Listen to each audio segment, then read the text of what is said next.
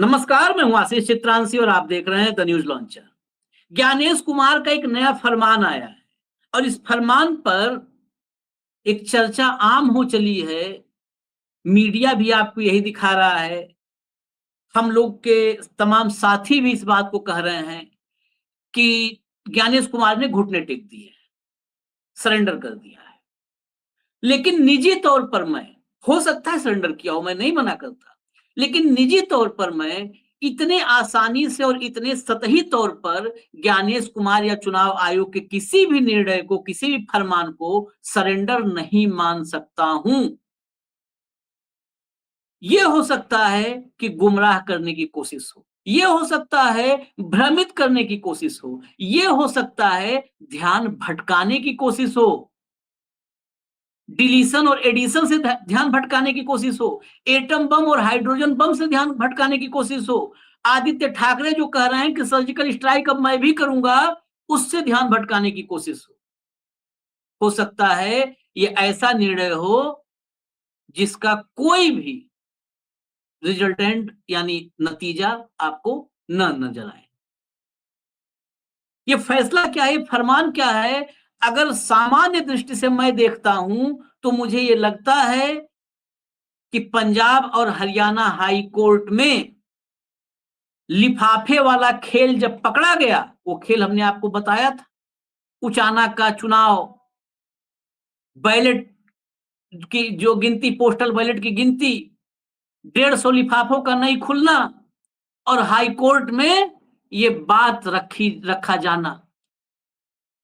क्या पंजाब और Haryana high court में जब चुनाव आयोग और ज्ञानेश कुमार का लिफाफे वाला खेल पकड़ा गया तो ये नया फरमान ध्यान भटकाने के लिए, ध्यान बटाने के लिए, मुद्दा अटकाने के लिए ज्ञानेश कुमार ने जारी किया है फरमान?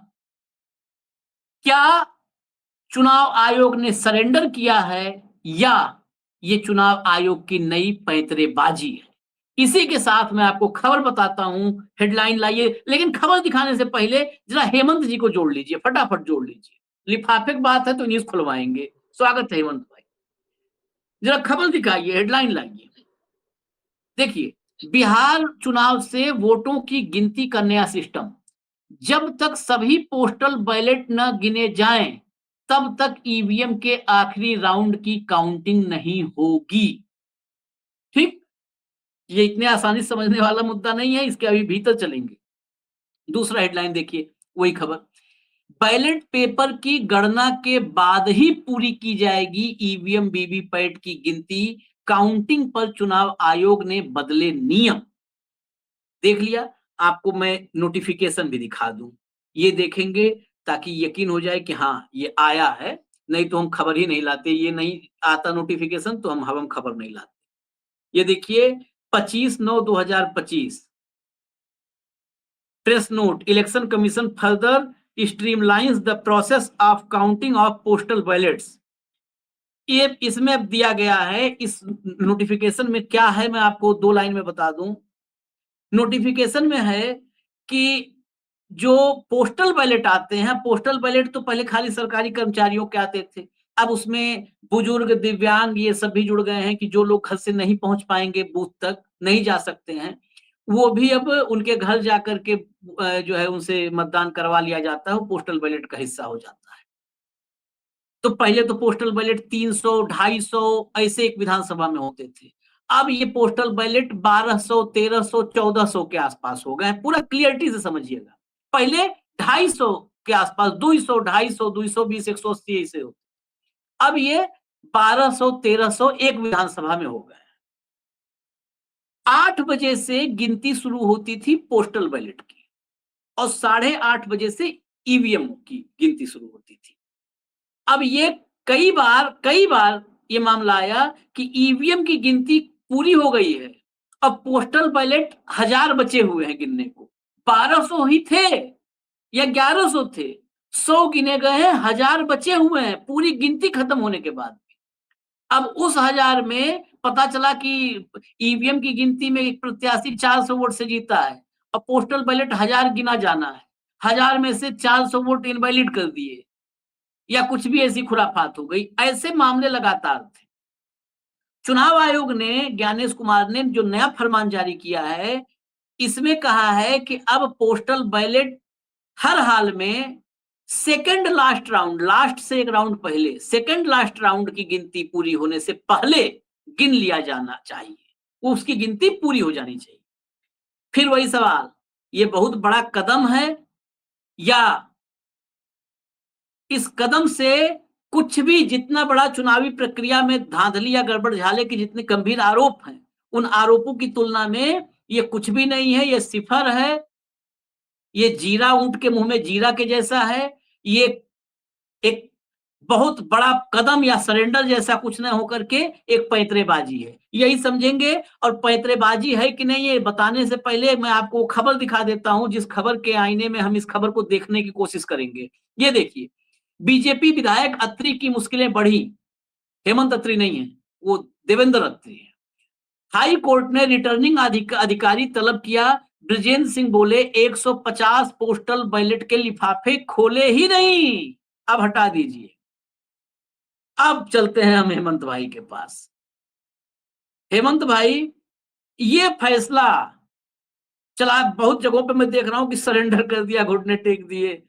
ये फैसला चुनावी प्रक्रिया में नॉमिनेशन से लेकर और गिनती तक, जितने चुनावी प्रक्रिया में नॉमिनेशन थे उससे पहले आई है, वोटर लिस्ट फाइनल करने से लेकर के और गिनती तक जितने गंभीर आरोप हैं, उन आरोपों के बीच ये फैसला क्यों किया गया है, इसका कितना फर्क पड़ेगा, इससे कितनी ईमानदारी और ट्रांसपेरेंसी बढ़ जाएगी।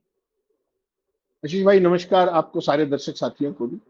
देखिए, बहुत संवेदनशील और गंभीर मुद्दा है ये, और इसको अगर साधारण भाषा में आप देखें तो ये एक होता है ना डैमेज कंट्रोल, कि जो आपकी साख को डैमेज हो गया है, चाहे वो वोट चोरी के नाम पर, और वो साख को जो नुकसान हुआ है वो केवल महादेवपुरा से नहीं हुआ है, वो केवल अलंद से नहीं हुआ है, वो जो अनुराग ठाकुर ने 35 कंस्टिट्यूंसी का बताया वहां से भी हुआ है। और जो सारे का सारा चुनाव आयोग का आज दिक्कत में क्यों है, संकट किस चीज का है, हकीकत में आशीष भाई समझेंगे तो ये एक संवैधानिक संस्था में पैदा हुआ क्रेडिबिलिटी क्राइसिस, भरोसे का संकट। भारत का जो निर्वाचित आयोग है उसको जनता और हमारे स्वतंत्रता संग्राम के जो संस्थापक थे उनके द्वारा जो दी गई उसके अंदर निष्ठा और विश्वास था, उसको बनाए रखने का काम था। आज की तारीख में जो चुनाव आयोग का जो रुख है, चाहे वो राजीव कुमार अग्रवाल का हो, चाहे वो ज्ञानेश गुप्ता का हो, आज की तारीख में इन लोगों ने जो चुनाव आयोग का मूल उद्देश्य था, उस मूल उद्देश्य को और अपने पद को कलंकित करने का काम किया है, अपने व्यवहार से, अपने बड़बोलेपन से। इसीलिए आपने सुप्रीम कोर्ट में एक जो आपके भावी वो है मास्टर ऑफ रोस्टर, उनके मुंह से एक शब्द सुना होगा और मैं उस शब्द से सहमत हूं। उन्होंने क्या कहा था? उन्होंने कहा कि सबसे ज्यादा दिक्कत भरोसे के संकट की। तो भरोसे का संकट पैदा किसने किया, जिम्मेदार कौन है? निश्चित तौर पे वो लोग जो इस पद पर, राजीव कुमार से पहले या अरोड़ा से पहले या ज्ञानेश गुप्ता से पहले तो इस तरह के सवाल कभी नहीं उठे चुनाव आयोग। ये जो परंपरा थी, ये पहले मतगणना कैसे होती थी और अब कैसे होती थी, इसको सिंप्लीफाई कर देते हैं। आज के बाद क्या होगा और इससे पहले क्या होता है। अभी तक क्या होता है आशीष भाई, कि जो काउंटिंग शुरू करते हैं, चाहे विधानसभा हो चाहे लोकसभा हो, उसकी काउंटिंग का पैटर्न क्या है कि 8 बजे पोस्टल बैलेट की गिनती पहले शुरू होगी, ठीक, एक टेबल अलग होगा उसका, उस पर काउंटिंग की पहले होगी पोस्टल बैलेट की शुरू। पोस्टल बैलेट को होते हैं सर्विस बैलेट भी, और जो ये नए आज इसका जिक्र किया है, हैंडीकैप वाले, जो ओवर एज लोग हैं 80-85 साल वाले, उन सबके पोस्टल बैलेट पे किए जाने वो उस कैटेगरी में है। दूसरे ईवीएम वाले में अब सुबह 8 बजे से लेकर के 8:30 बजे तक केवल और केवल एक टेबल पे काउंटिंग होती थी, और वो है पोस्टल बैलेट। 8:30 बजे जो अलग अलग टेबल्स बनी है काउंटिंग की, उस पर ईवीएम की काउंटिंग शुरू होती है, ठीक, कोई समस्या नहीं। होने क्या लगा कि आपने बिल्कुल ठीक है कि पोस्टल बैलेट की संख्या आखिर होती कितनी, 500, 700, 1000, 2000, 2500। लोकसभा की बात करो, लोकसभा में कितने होती होंगी? 6000, 8000, क्योंकि लोकसभा में ज्यादा असेंबली होगी। तो आप ये भी मान लो एक एवरेज बड़ी कंस्टिट्यूएंसी जैसे यूपी में होती है, बिहार में होती है, कि उसमें ये मान लो आपके लोकसभा में 10,000 पोस्टल बैलेट है। मैं वैसे कह रहा हूँ फॉर एग्जाम्पल, वो 10,000 वोट उस पे बहुत हो गया। चलिए, नहीं, हाँ, मैं लोकसभा की बात कर रहा हूँ, असेंबली की नहीं। असेंबली में तो 600-700 ही होते हैं, लोकसभा भी 5-7 हजार। हाँ, ठीक है, चलिए। नहीं आशीष भाई, अब ये जुड़ गई ना, जो ये दिव्यांग और ये जुड़ गया तो वो हाँ मान लीजिए आप उसको, तब वो 10,000 हो जाएंगे समान से। अभी तक रूल ये था कि आधा घंटा वो होगी, उसके बाद ईवीएम की काउंटिंग शुरू हो जाएगी, और रीजनेबली थोड़ी सी वोट गिनने में कितना समय लग सकता है। ये खेल कब शुरू हुआ? ये नई टेक्नोलॉजी है जो समय के साथ साथ पिछले कुछ समय में निकाली गई। आमतौर पर 600-700 वोट, 1000 वोट गिनने में, जिसका आपने जिक्र किया उछाने का, मैं बिल्कुल इस बात से सहमत हूं कि इसका प्रोवोकेशन वहां से हुआ है। जो आज ये ऑर्डर निकला है ना, ये वहां से प्रोवोक हुआ कि आप बाद तक गिनते रहे, ये गिनते रहे, वो गिनते रहे, जबकि वोट तो 1355 ही थे। उसको इतने घंटों तक क्यों रखा गया? उसी को डैमेज कंट्रोल करने के लिए, जो संभावित डैमेज है उसको पहले ही कवर अप कर लो, ये कह के जी हमने इसको सुधार कर दिया। अब ये जो आज किया है चुनाव आयोग ने, ये क्या किया? इन्होंने कहा कि साहब जो पहले था 8 बजे, उसी तरीके से काउंटिंग शुरू होगी। 8 बजे चुनाव अपने पोस्टल बैलेट की, 8:30 बजे ईवीएम। लेकिन सेकंड लास्ट राउंड खत्म होने से पहले पोस्टल बैलेट की काउंटिंग खत्म करनी पड़ेगी। तो कहने को ये स्वागत योग्य कदम है कि जो मैनिपुलेशन 10-20 वोट, 50 वोट, 100 वोट का जो ऑफिशियल मैनिपुलेशन किया जाता था, वो तो अब नहीं हो पाएगा। लेकिन सवाल ये है कि इस खेल के अंदर जो लोग महाराष्ट्र में, जो लोग बिहार में, जो मध्य प्रदेश में, जो हरियाणा में, जो राजस्थान में, जो इसका शिकार हो चुके हैं, उसका क्या है? सवाल तो ये भी आएगा ना। आज आप क्यों जागे? आज आप क्यों जागे? एक ब्रजेंद्र सिंह की याचिका ने सारे के सारे चुनाव आयोग को रिकंसिडर करने के लिए मजबूर कर दिया, और कहीं ना कहीं ये हमारी जो चुनाव की मतगणना प्रणाली है, उस पर भी ये सवाल उठाता है। जब ये रूल बना था कि पोस्टल बैलेट पहले शुरू होंगे, तो किसी ने ये नहीं सोचा था कि काउंटिंग खत्म हो जाएगी और उसके बाद भी काउंटिंग चलती रहेगी पोस्टल बैलेट। तो ये साधारण नहीं है आशीष भाई, this is something more that meets the eye. ये कुछ ऐसी विशेष व्यवस्था है जो संदिग्ध परिस्थितियों में की जाती है। आपको अगर ध्यान हो, 2019 का चुनाव, सेम घटना दीपेंद्र सिंह हुड्डा के साथ की गई थी। उसको लोकसभा चुनाव रोहतक से हरवाया गया केवल पोस्टल बैलेट के जरिए आखिरी राउंड में, और वो काउंटिंग पोस्टल बैलेट की रात को 1 बजे तक चल रही थी। अब आप बताइए, जो काउंटिंग सुबह 8 बजे शुरू हुई थी, वो रात को 1 बजे तक कैसे काउंट हो रही थी? कितने पोस्टल बैलेट थे? ना किसी ने सवाल पूछा, ना कोई जवाब है। तो एक तरीके से स्ट्रीमलाइन करने की बात जरूर है, लेकिन ये वही बात है कि देर आए दुरुस्त आए, एटलीस्ट कोई थोड़ा सा सुधार की गुंजाइश है। लेकिन इसके कारण जिन लोगों को जबरन चुनाव हरा दिया गया, उनमें एक ब्रजेंद्र सिंह का तो नाम आप जानते हो। महाराष्ट्र में कितने खेल हुए, ये तमाम ट्वीट्स आपको मिल जाएंगे पिछले साल के। जब आपने ये कहा तो मैं भी देख रहा था कि वोटिंग में, काउंटिंग में कोई जीता हुआ x Ashish Chitranshi, and all of a sudden जो एनडीए का कैंडिडेट था उसको जीता हुआ घोषित कर दिया कि जी पोस्टल बैलेट इतने और मिल गए इसको। वो होता है नैरो मार्जिन वाली सीट के अंदर। तो मैं ये मानता हूं कि ये स्वागत योग्य पहल है, और इसको बहुत पहले कर दिया जाना चाहिए था। और अब ये भी, अब भी कोई स्वतः स्फूर्त नहीं हुआ। ये चारों तरफ से जो पड़ रहा दबाव है, उसमें अपने आप को प्रोएक्टिव दिखाने की एक कोशिश है। जो सरेंडर वरेंडर किसी ने कुछ नहीं किया। अगर सरेंडर किया होता तो एसआईआर को रोक देते। पूरे देश में एसआईआर की जिद नहीं करते बिना किसी पर्पज का। तो अपनी जिद पे यूं के यूं कायम है। केवल एक छोटा सा कदम उठा करके जनता का भरोसा जो आप गंवा चुके हैं, उसको दोबारा कायम करने की, बहाल करने की एक छोटी सी कोशिश मैं इसको मानता हूं, इससे ज्यादा कुछ नहीं। लेकिन इसमें कई सवाल हैं। जब आप वो कर रहे थे तो मैं इसी बात को और थोड़ा डीपली देखने की कोशिश कर रहा हूँ। मान लिया चलिए लोकसभा चुनाव में आपने कहा 6000 7000, नॉर्मली यूपी में 5 विधानसभा पे 1 लोकसभा है। अगर एक विधानसभा में औसतन 1200 वोट है तो वो 6500 7000 वोट, 10,000 मान लिया। विधानसभा में तो 1300 वोट ही है। आप एयरपोर्ट जाते हो, एयरपोर्ट पे भी स्कैन, लिफाफे पे असली बात यह है कि जो हम लोग पहले भी चर्चा कर रहे थे, एक आध पूर्व चुनाव आयुक्तों से भी अभी आपने भी टेलीफोन पे बातचीत की। लिफाफे जो होते हैं पोस्टल बैलेट के, वो स्कैन पहले किए जाते हैं। स्कैन में टाइम को माना जाता है कि ज्यादा टाइम लग जाएगा। स्कैन की व्यवस्था आप एयरपोर्ट पर देखिए, आधे घंटे में कितने सवारी जाते होंगे, मतलब कितने जो है पैसेंजर उस पे जाते हैं। 3-4 स्टेप पर, 3-4 स्टेप पे होता है आपके बोर्डिंग से पहले 3-4 जगहों पर बाहर सिक्योरिटी, फिर अंदर, फिर सामान जाता है। सब जगह पर स्कैनिंग होती है। दन दन दन दन स्कैनिंग, लगाया खट स्कैनिंग, लगाया खट स्कैनिंग। ऐसा तो है नहीं कि चुनाव आयोग टेक्नोलॉजी में इतना पीछे है। लोग कहते हैं कि सबसे हाईटेक हम है, हमारी व्यवस्था सबसे हाईटेक है, हमारी मशीनें सबसे हाईटेक है।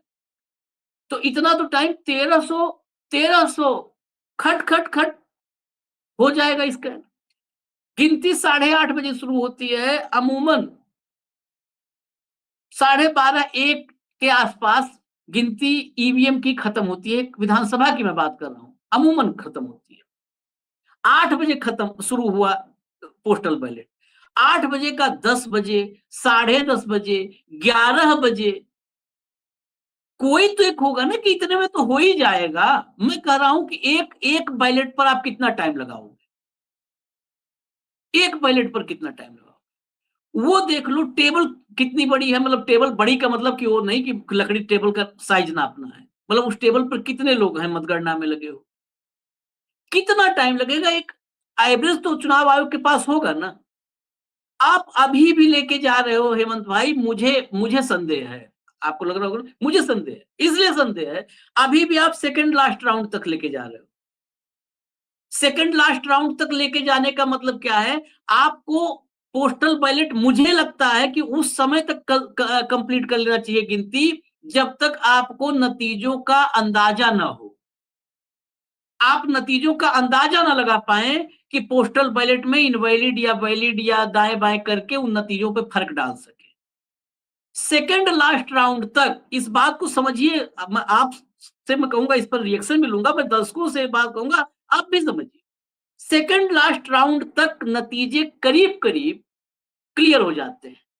ये अब भी नहीं कहीं चुनाव आयोग में है इस निर्देश में कि आपकी काउंटिंग जो बैलेट वाला पोस्टल बैलेट है, वहां पर काउंटिंग सतत जो है जारी रहेगी। आप बताइए ना, मैं इसी बात को कर रहा हूं। अभी जैसे उचाना का एग्जाम्पल लीजिए, बहुत सारे एग्जाम्पल है, आपने भी चुनाव गिनती बहुत देखी और हम लोग तो तमाम जो रिपोर्टर साथियों से कई बार ईवीएम की गिनती होने के बाद पोस्टल बैलेट वहां पर 1200 हैं, ईवीएम की गिनती होने के बाद 1100 पोस्टल बैलेट गिने जाते हैं। शुरुआत में 8 बजे सिर्फ फॉर्मेलिटी में 100 गिन दिया जाता है, बाकी मौज हो रही है। क्यों 1100 रखे हैं? इसका मतलब 8 घंटे रिटर्निंग ऑफिसर के आंखों के सामने जिस टेबल पर पोस्टल बैलेट गिना जा रहा है, उस टेबल पे तमाशा हुआ है, वहां पे लूडो खेला गया है। ये अगर मेरे जो सोच है वो गलत होगा तो आप उसको बताइएगा।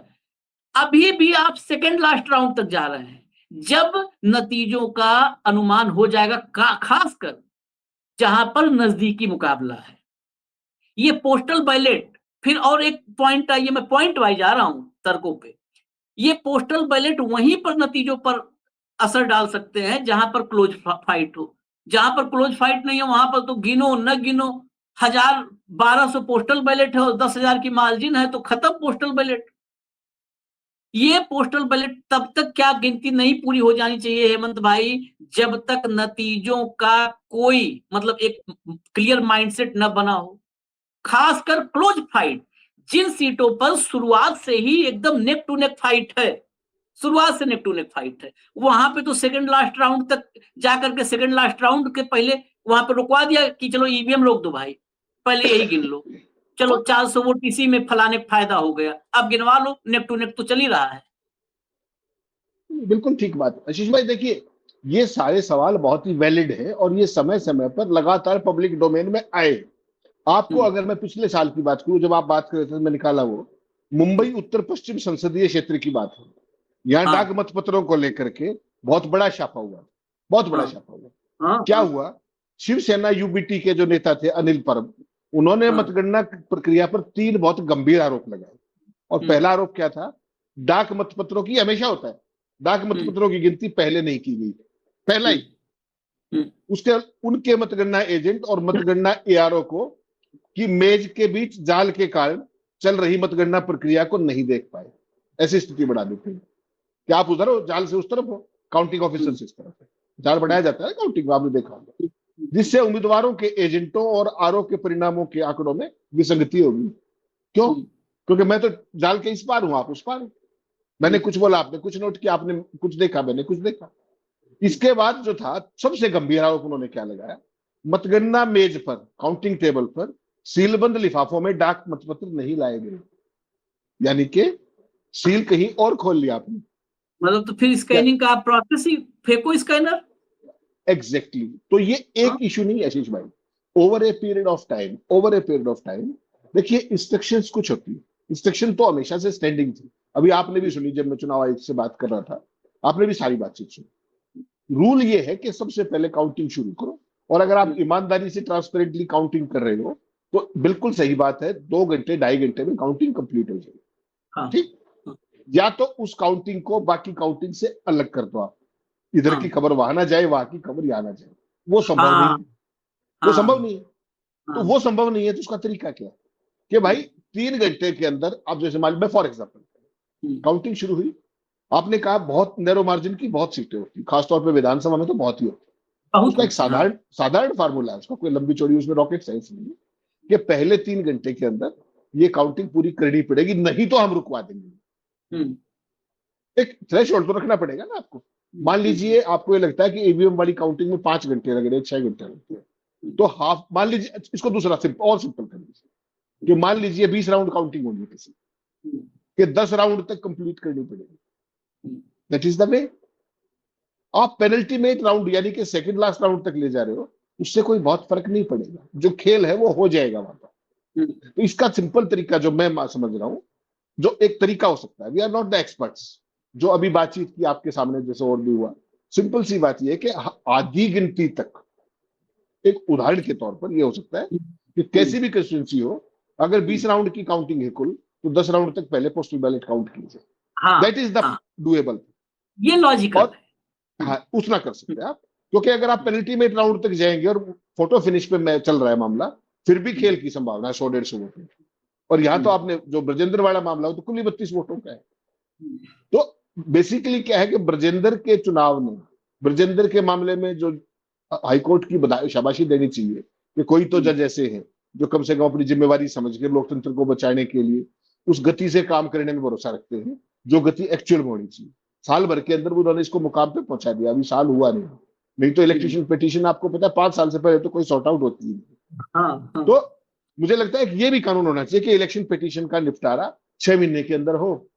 सुप्रीम कोर्ट को भी ये बनाना चाहिए, क्योंकि हाईकोर्ट में ही जाती है इलेक्शन पिटीशन, नीचे तो जाती नहीं। तो उसमें आप सीधा करो कि इलेक्शन पिटीशन कोई भी आए, उसका दिस वे और दैट वे 6 महीने के अंदर, ये भी एक टाइम बाउंड करना चाहिए। वरना मैं अपना खेल करके आपको हरा के चला गया, आप अपने घर बैठ गए इलेक्शन पिटीशन करके, 15 साल फैसला नहीं आना, मेरी तो पेंशन भी शुरू होगी।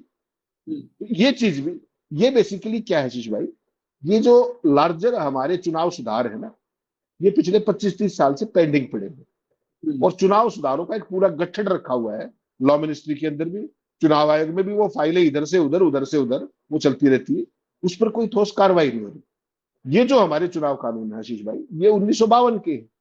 उसके बाद कुछ कानूनों में संशोधन कब हुआ, जब ईवीएम आए। मुझे लगता है इस पूरी चुनाव प्रक्रिया को, पूरी मतगणना प्रक्रिया को एक होलिस्टिक व्यू में, समग्र रूप से रिव्यू करने की जरूरत है। राइट फ्रॉम, जैसा आपने इनिशियल इशारा किया, वोटर लिस्ट बनने से लेकर के, वोटर लिस्ट छपने तक, वोट पढ़ने से लेकर के मतगणना तक, सारे के सारे प्रोसीजर को ऑल पार्टी मीटिंग्स के जरिए प्लस चुनाव सुधारों के जरिए आम सहमति से इसको, सारी प्रक्रिया को रीडू करने का समय आ गया है। वरना हर स्टेप पे सवाल उठ रहे हैं। आपने बीएलओ का जिक्र किया, कल भी मैं और आप चर्चा कर रहे थे। बीएलओ क्या चीज है? कल जैसे कोई बात कर रहे थे कि बीएलओ को कोई 1000 रुपए में कुछ भी करवा ले, किस लेवल के लोग हैं, उनकी क्या क्रेडिबिलिटी है? और जितने सर्वशक्तिशाली पन्ना प्रमुख आपने अक्रॉस दी कंट्री बना दिए हैं, और जितने संसाधन केवल एक ही पार्टी के पास है, तो आप क्या समझ रहे हो वोटर लिस्ट में क्या बचेगा? जितनों को चाहेगा वो करवा देगा काम। इस पूरी प्रक्रिया को मुझे लगता है वोटिंग रजिस्टर से लेकर के, अब जब आप एसआईआर कर ही रहे हो, इतना बड़ा काम कर रहे हो, उससे पहले इन सारी चीजों को स्ट्रीमलाइन करना चाहिए, ऐसा मेरा मानना है। और चुनाव सुधारों पर भी एक व्यापक चर्चा करने की जरूरत है, वरना चुनाव आयोग की कार्यप्रणाली गंभीर सवालों के घेरे में निरंतर है, वोटिंग से लेकर के, वोटर लिस्ट से लेकर के और मतगणना तक। तो आपने जो मतगणना के लिए एक कदम उठाया है, ये एक बहुत मामूली, इसको मैं मानता हूं, it is just a tip of the iceberg. हमारी चुनाव प्रणाली में जो कहते हैं ना, आमूल चूल पुनर्विचार करने की जरूरत है और नए कदम उठाने की जरूरत है, ऐसा मेरा मानना है। चलिए, और वो आपके तभी मानने में संभव होगा, हाँ, वो तभी संभव होगा जब जो टॉप पे बैठा हुआ आदमी है वो शेरो शायरी ना करे, वो वहां पर बहन बेटियों की इज्जत का वास्ता दे करके पारदर्शिता को खत्म करने की ना सोचे, जवाबदेही को खत्म ना करे, लोकतंत्र की भावना को समझे और खुद को लोकतंत्र का रक्षक समझे, ना किसी राजनीतिक दल का संरक्षक समझे अपने आप को। ये सारी चीज वो बेसिकली सारा खेल क्या है आशीष भाई, दिस इज ऑल हेयर। अगर आप मेंटली ईमानदार हो तो फिर नीचे कल गलत कुछ नहीं हो सकता। और अगर आप यहां से बायस हैं, और ये बायस कहां से शुरू होता है, आपकी अपॉइंटमेंट से। जब गोयल की अपॉइंटमेंट हुई थी सुप्रीम कोर्ट में, देखा था क्या हुआ था केंद्र सरकार का, कि भाई आज वीआरएस ली है, आज वीआरएस लेते ही रात को इस्तीफा मंजूर हो गया, कल अपॉइंटमेंट होगी। तो उस गति से होने वाले व्यक्ति का क्या कमिटमेंट होगा आप बता दीजिए, किसके प्रति होगा, संविधान के प्रति होगा या किसके प्रति होगा? वही देख रहे हो आप। 2016 के बाद तो क्लियर है ये सारा खेल, हर चीज में आचार संहिता का आचार डाल दिया है आपने। कोई प्रधानमंत्री को नोटिस देके दिखाए, गाली देते हैं आशीष चित्रांशी, नोटिस जाता है अशोक वानखेड़े को, कर लीजिए क्या करेंगे आप। वायलेशन किसने की? नरेंद्र मोदी ने। वायलेशन किसने की? राहुल गांधी ने। आरोप किस पे, चिट्ठी किसके पास गई? खड़गे साहब के पास चिट्ठी गई। चिट्ठी गई जे फिर नड्डा के पास। नड्डा की बेचारे की हिम्मत है कि वो चिट्ठी खोल भी दे जाके मोदी के सामने, बताइए आप। खड़गे तो फिर भी दिखा देंगे चिट्ठी। तो आपने जो मतदान प्रणाली का, जो अपने पद की गरिमा का सत्यानाश किया है 10 साल के अंदर, उसको सुधारने का मौका ये प्रेस नोट जारी करने से नहीं होगा। आज एक प्रेस नोट जारी किया, वो दिखाइएगा दूसरा पेज भी उसका, एक तो आपने दिखा दिया। तो उसमें हमने पिछले कुछ समय में 28 फैसले किए हैं क्रांतिकारी। 28 फैसलों की सूची दे रखी भाई ने, इलेक्शन लगा रखी। जो देश मूल सवाल पूछ रहा है उसका जवाब दे नहीं रहा। आप कह रहे हो कि मैं तो सीसीटीवी फुटेज नहीं दूंगा, फिर कैमरे क्यों लगवा रखे? करोड़ों रुपए, खरबों रुपए खराब क्यों करते हो आप? नहीं दोगे तो मजाक बना के रख दिया है। एक वो आपके थे राजीव कुमार शायद, वो क्या कह रहे थे कि अगर आपने सारे देश की अगर वो देखनी है फुटेज तो आपको 37,000 साल लग जाएंगे। बताइए, एई के टूल्स ऐसे हैं, एई के पल भर में आप दिन भर की सीसीटीवी फुटेज देख लोगे, केवल प्रोग्राम करना है, तुरंत बता देगा किस सेकंड का चाहिए, मिल जाएगा वहां। लेकिन वो सारे देश को मूर्ख समझे हुए। हमारी हरकतें भी ऐसी हैं। मूल सवालों पे अगर आप आएंगे तो ये शुरुआत है, लेकिन बहुत छोटी शुरुआत है। और निश्चित मान के चलिए, ये उचाना चुनाव के कारण जो संभावित फजीहत है उससे बचने का एक छोटा सा, एक अंश मात्र एक प्रयास है, उसके अलावा कुछ नहीं। मैं इसमें सब बातों सहमत होते हुए एक जगह पे, मैं तो इसे सुधार भी नहीं मानता। ये सुधार के बजाय इसे झांसा मैं कहूंगा। ये छोटा सा एग्जैक्टली, झांसा, ये छोटा सा बिल्कुल। झांसा है कि सेकंड लास्ट राउंड तक। और चुनाव सुधार की बात हेमंत जी ने कही कि चुनाव सुधार की 25 साल से पेंडिंग है। मैं तो हाथ जोड़ के एक ही निवेदन करूंगा, भाई साहब कोई सुधार मत करिए। 25 साल पहले जैसे होता था वैसे हो जाने दीजिए, कोई सुधार नहीं करिए। क्योंकि जब जब जैसे नेक्स्टर में दिखाया ना कि 28 फैसले लिए हैं, आप जनता को बताएंगे सुधार और करेंगे बंटाधार। हकीकत में बंटाधार करेंगे और उस पर जो है चॉकलेट कोटिंग करके, वेनिला कोटिंग करके, क्या क्या होता है जो बच्चे खाते हैं, और बताएंगे सुधार। तो मत करिए सुधार। सुधार के आड़ में बंटाधार कर रहे हैं। सुधार एक जगह बस हो जाए, सब सुधार हो जाएगा एक जगह। ये बात कही हेमंत जी ने, लेकिन वो बीच में आई है। मैं मजबूती से कहूंगा एक ही जगह सुधार होना चाहिए। ये चुनाव आयुक्त जो बनाए जा रहे हैं, मुख्य हो या दो अटैची हो, ये चुनाव आयुक्त जो बनाने की प्रक्रिया है वो इतनी ट्रांसपेरेंट हो कि वहां पर सेशन जैसा आदमी, कृष्णमूर्ति जैसा आदमी, लवासा जैसा आदमी बैठ पाए। ऐसा आदमी ईमानदार वहां बैठाया जाए, वो किसी का जेबी ना हो। वहां पर जेबी आदमी नहीं चाहिए। और अगर ये प्रक्रिया सुधर गई, फिर कोई प्रक्रिया नहीं सुधारो भैया, चुनाव प्रक्रिया कुछ नहीं सुधारो। ईमानदार आदमी बैठ गया तो सब सिस्टम ईमानदार है।